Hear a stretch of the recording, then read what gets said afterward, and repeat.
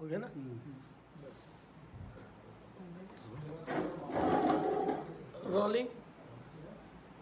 Okay या इंदिरा जी, फिर से एक बार सियासी हलचल मच चुका है, दूसरी बार हुआ है। जैसे मैं बोलो मत यार, पीछे कौन यार कंसल्ट कर रहे हैं?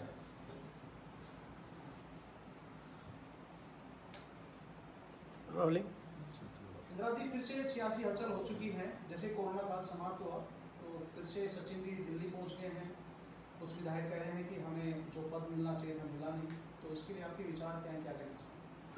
देखिए, आदरणीय सचिन पायलट साहब ने पूरे 5 साल मेहनत करके राजस्थान में सरकार बनाने में अपना योगदान दिया और आज लगातार 2.5 साल से वो कांग्रेस के कार्यकर्ता को तवज्जो देने की और कार्यकर्ता के मान सम्मान की बात कर रहे हैं।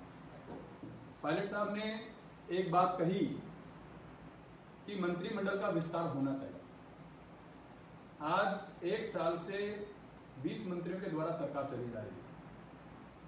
9 पद हमारे पास खाली हैं, क्यों नहीं उन 9 पदों को भर करके और विभागों का बंटवारा इस तरीके से किया जाए कि सब लोगों का मान और सम्मान इसमें हो। बार बार हमारे साथियों के द्वारा एक बात कही गई कि कांग्रेस का मूल vote bank SC ST minority, और इस बार मैं कहना चाहूंगा कि मूल OBC और विशेषकर गुर्जर समाज ने कांग्रेस को 90% वोट दिया है। लेकिन जब विभागों का बंटवारा सरकार में हुआ तो आप हालात देख सकते हैं कि ना तो SC के पास कोई जनता से जुड़ा हुआ विभाग है, ना माइनॉरिटी के पास कोई ऐसा विभाग है, ना ऐसे गुर्जर समाज के पास ऐसा कोई विभाग है जिसको लेकर के हम जनता के बीच में जा सके। इस बात को लेकर के बीच बीच में हमारे साथियों ने कई बार, हमारे SC के साथियों ने बात कही, वेद प्रकाश सोलंकी जी कई बार इस मुद्दे को उठाते हैं। और मैं इस बात पे कहना चाहूंगा कि जिन वोटों के दम पे सरकार बनी है, जिस पूर्वी राजस्थान के दम पे सरकार बनी है, 100 में से 50 सीटें 54 सीटें पूर्वी राजस्थान में आई हैं, तो क्या मंत्रिमंडल के बंटवारे में पूर्वी राजस्थान को इतना हिस्सा मिला? क्यों नहीं मिला? मिला या नहीं मिला, इस बात पे बार बार पायलट साहब और हम सब लोग बात करते हैं कि जिस क्षेत्र ने जितनी सीटें आपको जीत के दी हैं, उन सीटों को बराबर उन क्षेत्र को बराबर अपना हक मिलना चाहिए। कांग्रेस के कार्यकर्ता ने 5 साल मेहनत करके रात दिन एक करके कांग्रेस की सरकार बनाई। बार बार सब लोग कहते हैं कि 5 साल पहले जब 21 सीटों पे कांग्रेस की सरकार आई गई और भारतीय जनता पार्टी की सरकार भारी बहुमत के साथ 164 सीटों के साथ बनी, आदरणीय सचिन पायलट साहब को उस समय प्रदेश कांग्रेस कमेटी का अध्यक्ष आदरणीय राहुल गांधी जी ने बनाया और प्रत्येक कार्यकर्ता को, कांग्रेस के कार्यकर्ता जो बिल्कुल नर्वस हो चुका था, उस कार्यकर्ता को जगाने का काम उन्होंने गांव गांव ढाणी ढाणी घूम करके किया।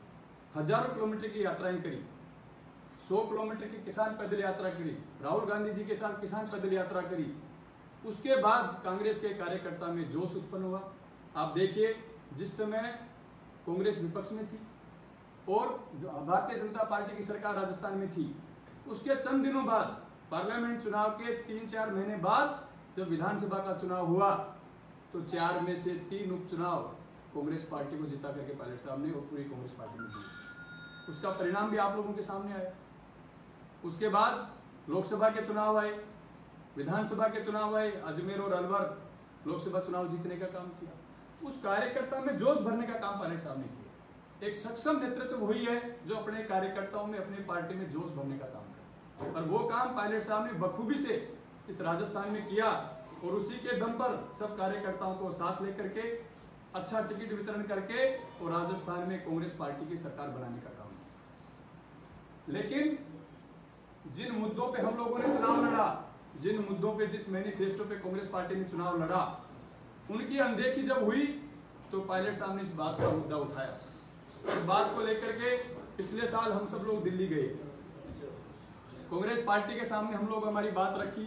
1 महीने तक हम सब लोगों ने हमारी बात को रखने का प्रयास किया और मैं धन्यवाद देना चाहूंगा आदरणीय राहुल गांधी जी को, प्रियंका गांधी जी को, सोनिया गांधी जी को कि उन्होंने हमारी बात को सुना और जिन मुद्दों पे आदरणीय पायलट साहब की बात हुई, हम सब लोग यही तो मांग कर रहे हैं कि जिन मुद्दों पे 10 महीने पहले हम लोगों की बात हुई, उन मुद्दों को हल करने का काम पार्टी को करना चाहिए।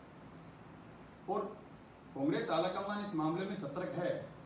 हमेशा हम बार बार इस बात को कहते हैं कि कांग्रेस पार्टी ने इस देश को बहुत बड़े बड़े नेता दिए हैं, कांग्रेस पार्टी ने इस देश को अपना एक इतिहास दिया है।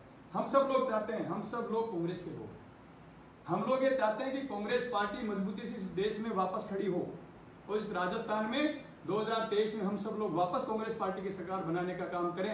इस तरीके के सुझाव पायलट साहब देने का काम कर रहे हैं, इसमें कौन सी गलत बात कही, और वही बात हम आज करें।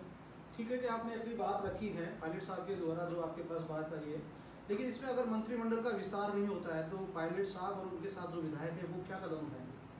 देखिए, आज स्पेशल जो मेरा बोलने का मकसद है कि आज दिन में मैं हमारे बीएसपी से जो साथी आए उनकी प्रेस कॉन्फ्रेंस सुन रहा था। वो हम लोगों को गद्दार कह रहे हैं। जिन लोगों ने कांग्रेस पार्टी को खून पसीने से सींचा उन लोगों को गद्दार कह रहे हैं। मैं आप लोगों के माध्यम से उनको कहना चाहूंगा कि भाई संदीप यादव जी ने जो बात कही कि हमने सरकार बचाई, संदीप जी सरकार बनाई किसने? सबसे पहले अगर सरकार बनती नहीं तो आप कांग्रेस में आते कहां से? आप तो उस समय आए जब हमारी सरकार बन चुकी थी, हमारे पास स्पष्ट बहुमत था, उसके बाद आप कांग्रेस पार्टी में। नहीं, लेकिन सर वो तो कह रहे हैं कि हमने समर्थन दिया है उसके बाद में सरकार बनी है, अगर हम समर्थन नहीं देते तो कांग्रेस सरकार नहीं बनती। हमारे पास 101 एमएलए थे, ध्यान आपको, उनके समर्थन की कहां जरूरत पड़ रही थी? तो वो बयान क्यों दे रहे हैं? मैं वही, जब आपको पता है 200 में से 101 एमएलए कांग्रेस पार्टी के थे, तो 101 एमएलए बहुमत होता है कि नहीं होता पार्टी का? विधानसभा में बहुमत होता है कि नहीं होता? जब 101 एमएलए हमारे पास थे, लेकिन फिर भी कांग्रेस पार्टी ने, कांग्रेस नेतृत्व में, कांग्रेस में उनको शामिल किया। हम इस बात का स्वागत करते हैं, हमें कतई इस बात की वो नहीं कि हमारा परिवार अगर बढ़ रहा है तो अच्छी बात है, लेकिन जिस तरीके से हम लोगों को गद्दार कहने का काम किया, तो किन लोगों ने कहा, उनका खुद का इतिहास आप देखें। संदीप जी पहले बीजेपी में थे, आपके यूथ बोर्ड के वाइस प्रेसिडेंट थे। जब बीजेपी ने उनको टिकट नहीं दिया, बीएसपी में चले गए, बीएसपी को धोखा देकर के कांग्रेस में आ गए। किस मुंह से गद्दारी की बात करते हैं? किस मुंह से गद्दारी की बात करते हैं? बात करने से पहले आदमी को अपने गिरबा में झांकना चाहिए कि किस बारे में बात कर रहे हैं। हम गद्दार बता रहे हैं सीसरा मोड़ा के परिवार को, जिस परिवार ने अपना इतिहास दिया 60 साल तक इस राजस्थान की राजनीति में, सीसरा मोड़ा ने अपना इतिहास दिया है। हम गद्दार बता रहे हैं हेमाराम चौधरी जी को, जो कि मालाडी के गांधी के नाम से जाने जाते हैं। 6 बार के विधायक रहे, नेता प्रतिपक्ष रहे, कैबिनेट मंत्री रहे, उनका अपना बड़ा योगदान है। हम गद्दार बताएं दीपेंद्र सिंह जी शेखावत को, जो 5 बार विधायक रहे, राजस्थान के मंत्री रहे, स्पीकर रहे। हम गद्दार बताएं सूरजमल के वंशज महाराजा विश्वेंद्र सिंह जी को, जिनका अपना इतिहास रहा राजस्थान की राजनीति। हम गद्दार बता रहे हैं राकेश पारीक जी को, जो एनएसयूआई यूथ कांग्रेस के ब्लॉक से लेकर के शुरुआत करके आज विधायक बनने का काम किया। हम गद्दार बता रहे हैं मुकेश भाकर को, जिसने एनएसयूआई से शुरुआत करके यूथ कांग्रेस एनएसयूआई के अध्यक्ष रहते हुए विधायक बनने का काम किया। तो पहले आप वो गद्दार बता रहे हैं इंद्राज गुर्जर को, जिस इंद्राज गुर्जर का इतिहास आज 20 साल से मैं कांग्रेस पार्टी में काम कर रहा हूँ। आप सब लोग मुझे जानते हैं कि 2001 से मैं एनएसयूआई का एक्टिव मेंबर रहा, एनएसयूआई का डिस्ट्रिक्ट प्रेसिडेंट रहा, यूथ कांग्रेस में रहा, पीसीसी में सेक्रेटरी रहा, और उसके बाद विधायक कांग्रेस पार्टी ने मुझे मौका दिया, विधायक बनने का मुझे मौका मिला। तो मैं स्पेशल आज इस बात पे कहना चाहूंगा कि उन साथियों को किस बात की टीस है कि आज इतनी बड़ी बात बोल रहे हैं। कल तो वो बात करे तो मंत्रिमंडल का विस्तार होना चाहिए, आज एक दिन में ऐसा क्या हुआ? कल संदीप यादव जी बार बार ये बात कह रहे थे कि मंत्रिमंडल का विस्तार होना चाहिए, कार्यकर्ता की बात सुनी जानी चाहिए, तो कल तक तो उनकी बात सुनी नहीं जा रही थी। आज एक रात में ऐसा क्या हुआ, उनकी बात को सुना गया और वो कह रहे मंत्रिमंडल का विस्तार नहीं होना चाहिए। हम तो उन्हीं की बात कर रहे हैं, हम कह रहे हैं उनको भी बनाओ, हम कब मना कर रहे हैं? हम कह रहे हैं संदीप यादव जी को बनाओ, राजेंद्र गुढ़ा जी को बनाओ, लाखन जी को बनाओ, जिनको बनाना आप बनाओ, लेकिन कांग्रेस पार्टी और हम लोग ये मांग कर रहे हैं बार बार कि आप मंत्रिमंडल का विस्तार कीजिए, पॉलिटिकल अपॉइंटमेंट कीजिए। आपको पता है कि बोर्ड में 3 साल का कार्यकाल होता है। अगर सरकार बनते हम बोर्ड बनाने का काम कर देते, बोर्ड निगम में सैकड़ों कार्यकर्ताओं को अपॉइंट करते, तो आज 6 महीने बाद उनका 3 साल का कार्यकाल हो जाता। 3 साल बाद हम उतने ही कार्यकर्ताओं को फिर मौका दे सकते थे, लेकिन 2.5 साल बीत चुके, जिले स्तर की नियुक्तियां नहीं हुई, नगर पालिका में पार्षदों की नियुक्तियां नहीं हुई। इससे बड़ी विडंबना क्या हो सकती है? यही मांग हम लोग कर रहे हैं। हमने कोई गलत बात नहीं की, पायलट साहब ने कोई गलत बात नहीं की, हमने सिर्फ एक बात कही है कि मंत्रिमंडल का विस्तार होना चाहिए, सत्ता का विकेंद्रीकरण होना चाहिए, सत्ता का विकेंद्रीकरण होना चाहिए, सब लोगों को अच्छे विभाग मिलने चाहिए ताकि मंत्री लोग अपनी परफॉर्मेंस दे सकें। आज 10 मंत्रियों के पास ऐसे विभाग हैं जिनको मैंने 2.5 साल में कोई चिट्ठी नहीं लिखी, काम ही नहीं पड़ता। क्यों नहीं उनको भी आप विभाग दो, क्यों नहीं आप नए लोगों को परफॉर्म करो, क्यों नहीं सीनियर लोगों को साथ लेकर के चलने का काम करो, ताकि बैलेंस बना करके राजस्थान की राजनीति में कांग्रेस पार्टी को मजबूत करने का काम हम लोग कर सकते। लेकिन आला कमान के पास सचिन पायलट बैठे हैं पिछले 3 दिन से, तो क्या उन्होंने कोई स्टेप नहीं उठाया इस बारे में? देखिए, कांग्रेस आला कमान पे हम सब लोगों को भरोसा है और आदरणीय पायलट साहब अपने स्तर पे वहां पे बात कर रहे हैं। हम लोग भी हमारी बात आला कमान को कहना चाहते हैं कि जिस आला कमान ने 10 महीने पहले कमेटी बना करके हमारे मुद्दों पे बात कांग्रेस आला कमान ने मान सम्मान दिया, तो क्या आज संदीप यादव जी आला कमान को भरोसा नहीं? आज हम लोगों को गद्दार बता रहे हैं, तो क्या आला कमान ने उस दिन सोच समझ के फैसला लिया था? तो क्या आला कमान के फैसले को अमली उठाना चाहते हैं? कांग्रेस की रीति नीति में उनको विश्वास नहीं इस बात का, क्योंकि कांग्रेस आला कमान जो फैसला करता है वो हम सब लोगों को माने। जब कांग्रेस आला कमान ने मान सम्मान देने का काम किया, तो आज संदीप यादव जी कौन होते हैं इस मुद्दे पे बात करने वाले? आज बात है हमने सरकार बचाई। सरकार बनाई किसने? सरकार बनाई कांग्रेस के कार्यकर्ताओं ने। रात दिन मेहनत करके 5 साल तक लाठियां खाई। वसुंधरा राजे की सरकार में सचिन पायलट साहब की लाठियां पड़ी थी विधानसभा के बाहर। कहां गए थे उस समय? आज सत्ता के मलाई खाने के लिए आ गए और बात करते हैं कांग्रेस में गद्दार बताने की। उन परिवारों को जिन्होंने अपना इतिहास दिया इस कांग्रेस पार्टी में, मैं कहना चाहूंगा आप सब लोगों के माध्यम से कि गद्दार तो वो लोग हैं, निर्दलीय लड़के आ रहे हैं, वो लोग भी कांग्रेस की बात कर रहे हैं। संयम लोढ़ा कांग्रेस की बात करते हैं। संयम लोढ़ा जी 2018 में आप कांग्रेस पार्टी को चुनाव हरा के हैं। अगर आप असली कांग्रेसी होते तो कांग्रेस पार्टी ने जिसको टिकट दिया आप उसके साथ खड़े होते, उसको जिता कर लाते। आप 2 चुनाव हार गए, 2 चुनाव हारने के बाद कांग्रेस पार्टी ने आपको टिकट काट दिया, अब निर्दलीय लड़ गए। आज कांग्रेस के बड़े बड़े बयान देते, बयानवीर बने हुए कांग्रेस के बारे में। थोड़ा बहुत सोचना पड़ता है, लोगों को सोचना नहीं चाहिए। मुझे लगता है थोड़ी बहुत शर्मिंदगी संयम लोढ़ा जी में है नहीं। अगर शर्मिंदगी होती तो ऐसी बात नहीं करते। जब 2018 में आप कांग्रेस के खिलाफ लड़के आ रहे हो, कांग्रेस को चुनाव हराने का काम कर रहे हो, और आज आप बात कर रहे हो कांग्रेस पार्टी को इतिहास सिखा रहे हैं। आप हम लोगों को इतिहास सिखा रहे हैं। गद्दारी तो आपने करी कांग्रेस के साथ कि आप निर्दलीय लड़के हैं। अगर आप कांग्रेस के असली कार्यकर्ता होते तो निश्चित रूप से 2018 में आप निर्दलीय चुनाव नहीं लड़ते, और निर्दलीय चुनाव नहीं लड़ते तो आप कांग्रेस पार्टी के कैंडिडेट को वहां से जिता कर लाते। आज अपने स्वार्थ के लिए आप बयान देते फिर रहे हैं। जिस सचिन पायलट नाम नहीं है, सचिन पायलट ब्रांड है, हिंदुस्तान की कांग्रेस का ब्रांड है। जहां सचिन पायलट जाते हैं हजारों लोगों को देखने और सुनने के लिए आते हैं।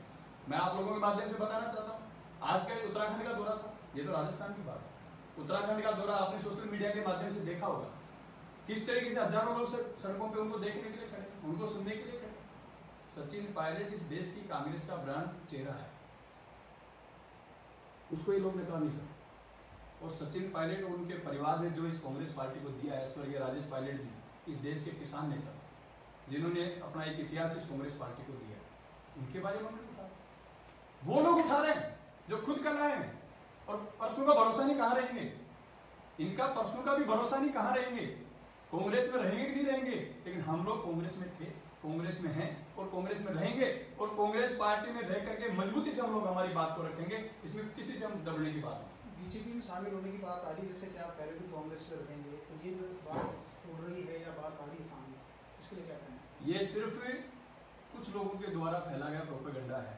आदरणीय पायलट साहब ने पहले भी कहा था, जब 1 महीने तक हम लोग बाड़ेबंदी में रहे, पूरी सरकार बाड़ेबंदी में रही, हम लोग दिल्ली में रहे, हम लोगों ने उस समय भी एक बात कही थी, हम बीजेपी में नहीं जाएंगे, हम कांग्रेस में रह के कार्यकर्ताओं की बात को उठाएंगे, हमारी बात को उठाएंगे और कांग्रेस की बात, कार्यकर्ता की बात को मजबूती से रखने का काम करेंगे। ना तो पायलट साहब को बीजेपी में जा रहे, ना हम लोग जा रहे। पायलट साहब ने बार बार आप मीडिया के सामने इस बात को कहा भी है कि हम कांग्रेस में हैं और कांग्रेस में रहेंगे, और कांग्रेस एक बड़ा परिवार है। हम सब लोगों का योगदान है कांग्रेस में, किसी एक व्यक्ति का योगदान नहीं है, हम सब लोगों का योगदान है। हम सब लोगों ने मिलकर के कांग्रेस पार्टी को मजबूत करने का काम, प्रत्येक गांव ढाणी में बैठे हुए कार्यकर्ता ने बैठ करके कांग्रेस को मजबूती देने का काम किया है। मैं आप लोगों के माध्यम से कहना चाहता हूँ कि आज जिस तरीके का माहौल बनाने का काम किया गया, जिस व्यक्ति ने इस कांग्रेस को 21 सीटों से ला करके सत्ता में लाने का काम किया, आज उनके खिलाफ बोलने का काम किया जा रहा है, और उन लोगों के द्वारा बोलने का काम किया जा रहा है जो खुद का था पता नहीं कहां से आए थे, कहां जाएंगे, आगे भी पता नहीं कहां जाएंगे, और ना आज का पता। और अगर वो हम लोग वो लोग कह रहे हैं कि हम तो बिना समर्थन उसके आए, बिना सबके समर्थन दे रहे हैं, तो कल क्यों आप मंत्रिमंडल की बात कर रहे हैं? कल क्यों आप मान सम्मान की बात करें? कल ही संदीप जी का मैंने स्टेटमेंट सुना है, उन्होंने स्पेशली ये कहा कल कि जब पिछली बार बसपा में जो शामिल हुए थे, बसपा के लोग कांग्रेस में शामिल हुए 2008 से 13 की सरकार में, जब उनको मान सम्मान दिया गया, उनको मंत्री बनाया गया, तो हम लोगों को क्यों नहीं? भाई किस बात का लालच? आप तो कह रहे थे हम तो बिना समर्थन, बिना सबके समर्थन हमने दिया है, आज किस बात का लालच आपके मन में? और फिर एक रात में ऐसा क्या हुआ कि आज आप कह रहे मंत्रिमंडल का विस्तार नहीं होना चाहिए? क्यों नहीं होना चाहिए? राजेंद्र गुड्डा ये भी कहा कि मैं बीच में मेरी बात कहना चाहूंगा, क्यों नहीं होना चाहिए? एक हमारे बड़े सीनियर नेता जो खुद सचिन पायलट का नाम लेकर के चुनाव जीत गए, डॉक्टर जितेंद्र सिंह जी, वो भी कह रहे मंत्रिमंडल विस्तार नहीं होना चाहिए। क्यों नहीं होना चाहिए डॉक्टर साहब? आपके जो वीडियो वायरल हुए चुनाव में, कि आप हाथ जोड़ के कह रहे थे पायलट साहब मुख्यमंत्री बनेंगे, मुझे चुनाव जिता दो, तब खेतड़ी की जनता ने आपको 800 वोटों से चुनाव जिता करके भेजा, और आज आप लालच में आकर के इस तरीके की बयानबाजी कर? सोचना चाहिए। राजस्थान की विधानसभा में ऐसे विधायक हैं जिनको सचिन पायलट साहब ने अपने दम पे चुनाव जिता कर दिलाया राजस्थान विधानसभा। उन लोगों को अपने अंतरात्मा से सोचना चाहिए। लेकिन मैं इतना जरूर कह सकता हूं कि जिन विधायकों ने बात बोली है, चाहे संदीप यादव जी हो, चाहे राजेंद्र गुड्डा जी हो, चाहे डॉक्टर जितेंद्र सिंह जी हो, अगर उनकी अंतरात्मा की आवाज पूछोगे तो कुछ हो ही नहीं है। अंतरात्मा की आवाज से अगर उनको पूछा जाएगा तो उनकी बात और ही मिलेगी। तो इसलिए मैं आप लोगों के माध्यम से कहना चाहूंगा कि हम सब लोग मजबूती के साथ कांग्रेस पार्टी के साथ खड़े थे। कल एक विधायक ने कहा था गहलोत साहब की पहली पुण्यतिथि होती, हम साथ में देते थे। वो किस बात की पुण्यतिथि? हमने कब कहा हम सरकार गिरा रहे हैं? हमने कभी नहीं कहा। हम जब पिछली बार 1 महीने रहे तब भी हमने कभी नहीं कहा हम सरकार गिराए। ना हमने कांग्रेस पार्टी के खिलाफ कभी स्टेटमेंट दिया, कभी नहीं दिया हम लोगों ने स्टेटमेंट। हम मजबूती से पार्टी के साथ खड़े थे, मजबूती के साथ पार्टी के साथ खड़े थे। मंत्रिमंडल का विस्तार नहीं होता है तो आपका अगला कदम क्या होगा?